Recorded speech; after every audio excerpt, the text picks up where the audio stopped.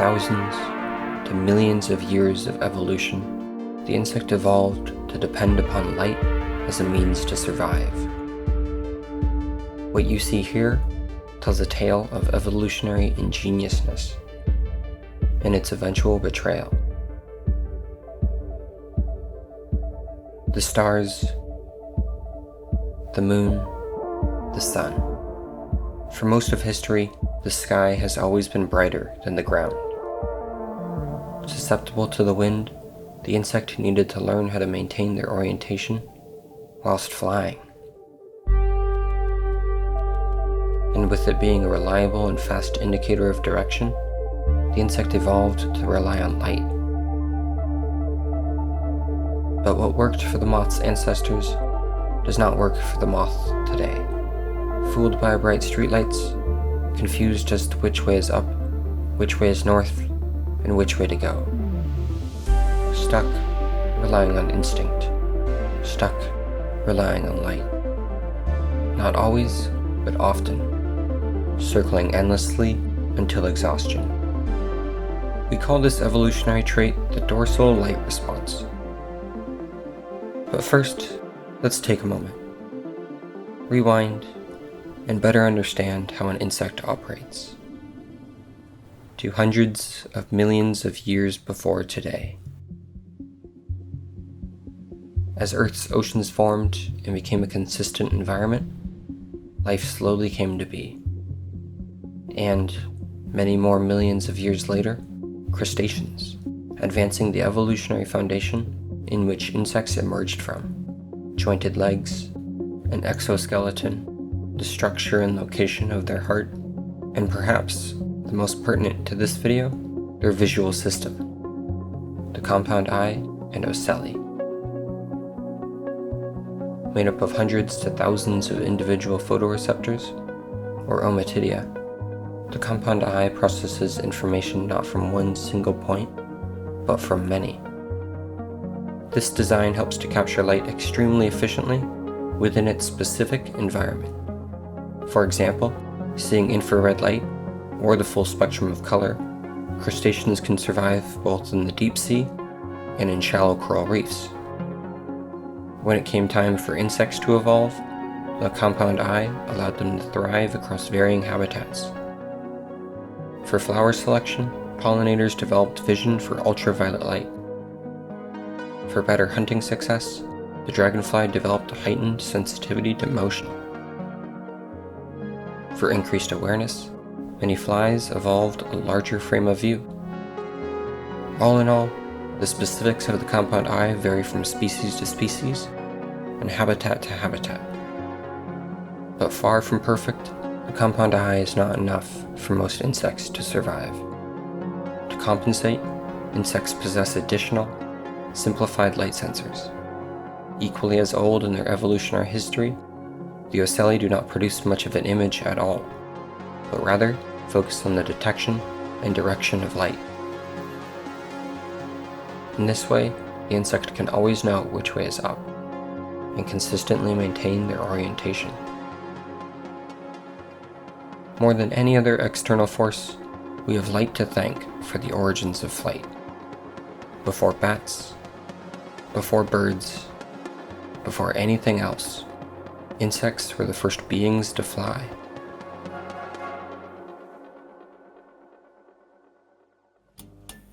For the most part, it seems that our innovations have outpaced their evolution. But one change, to one moth, may suggest that our artificial lights aren't just changing their behavior, but is changing their evolution. With slight alterations to their wing size, spin-dial ermine moths born and raised in urban settings have a reduced flight-to-light response than when compared to their rural counterparts. It's no secret that insects live very short lives, but with this comes the possibility for rapid evolution, a small silver lining for the insect world and their rapid population decline. It's estimated by many entomologists that in the last 40 years alone, we've lost about 45% of the insect population. And while habitat destruction is far and away our primary concern, our light pollution's impact is reducing their chance for a healthy rebound. The dorsal light response aside, insects depend upon the natural cycle of a day and night, also known as the circadian rhythm. The body reads the cues given to it from the outside world, and in response, their body tells them what to do, what to prioritize, and when to do it. Our artificial lights, however, trigger these responses in unnatural ways.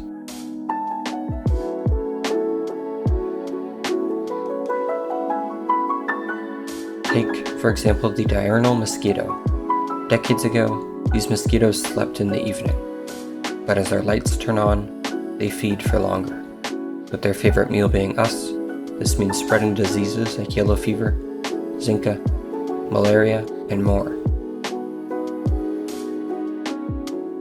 Like all life on Earth, the insect's period of rest is vital.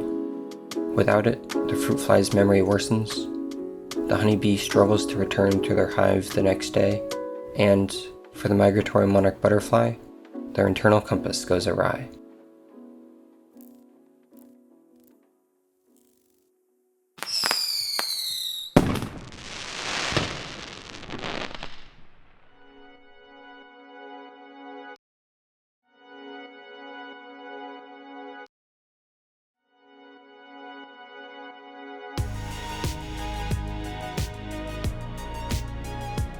For the people of Mexico, the monarch is more than just a butterfly.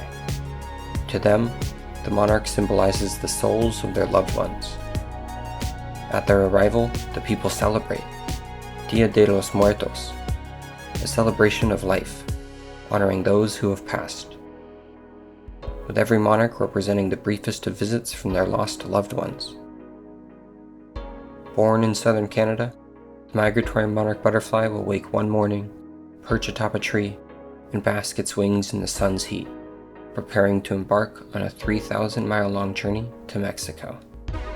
Unlike their parents, or their parents' parents, or even their great-grandparents, who all died traveling north to Canada just months ago, this generation of monarchs will live for around 7 months, as opposed to the average 7 weeks. And although multi-generational migration is not rare within the insect world, the monarch's migration is special. For many towns, this one weekend can bring in an entire year's worth of income. For many people, this one celebration can offer peace during trying times. And for the monarch, this migration has been repeating every year, like clockwork, for as far back as we can tell.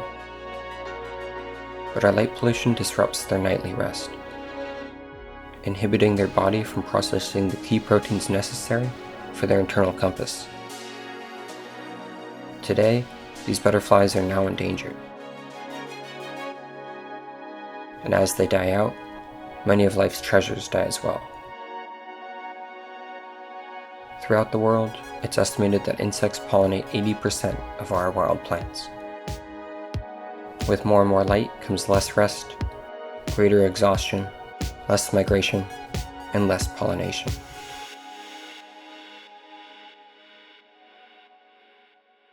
The irony in all of this is that we have an insect to thank for our modern light bulb.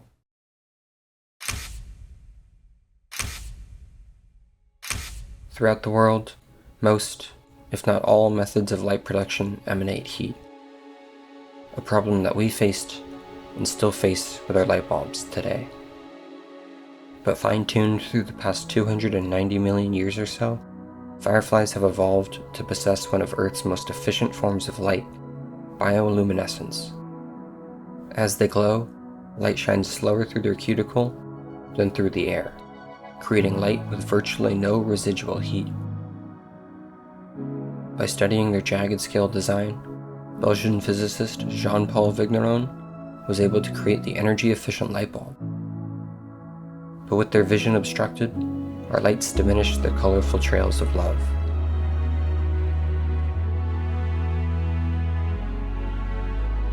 Although they were built for our use, it's not just us that our lights affect. Over time, these problems will continue to compound. One insect, 2 insects, 12,000 insects at a time, until one day,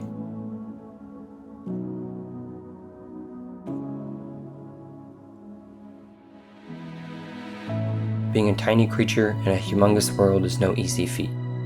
Too fragile to defend themselves, they evolved flight. Too small to overcome Earth's natural elements, they learned to use light, to balance, to navigate, and to communicate. These evolutionary traits would not be around today if they were not wildly successful. Insects are the most diverse group of organisms on our planet and are some of the oldest species currently living. From the soil that makes up Earth to the birds that sing in the sky, we all depend upon the well-being of insects. Turning off your porch light, placing streetlights on timers, installing shielding fixtures, and overall, only using light when it is actually needed goes a long way to protecting these underappreciated and ingenious creatures we call bugs.